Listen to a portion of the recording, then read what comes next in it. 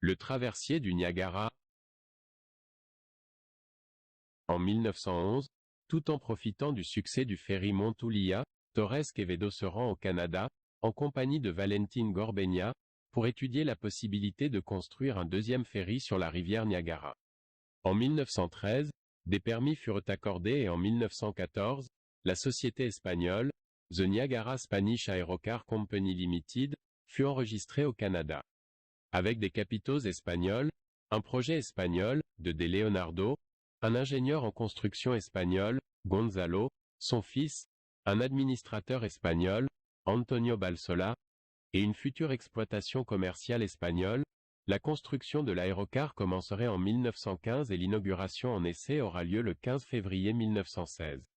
Avec un parcours de 550 mètres entre Colts Point et Thompson's Point, à 76 mètres de hauteur au-dessus du whirlpool qui forme la rivière, le Niagara Ferry deviendrait le premier téléphérique pour les gens de toute l'Amérique du Nord.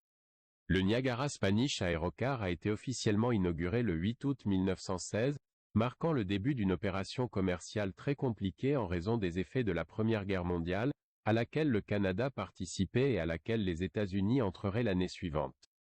Bien que les problèmes initiaux aient été surmontés, et ceux provoqués par la crise de 1929, les effets de la Seconde Guerre mondiale ont amené l'entreprise espagnole à sous-traiter l'attraction aux entreprises canadiennes jusqu'à ce qu'en 1961, elle soit vendue à l'homme d'affaires Blake Robertson, pour être rachetée.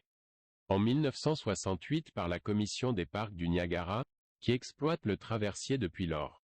En 1984, la Commission a remplacé le magasin de billets, souvenirs, etc. par un nouveau, a programmé l'inspection périodique des câbles et des machines, a adapté le bateau aux nouvelles normes de sécurité, et a décidé de le peindre aux couleurs de l'Espagne.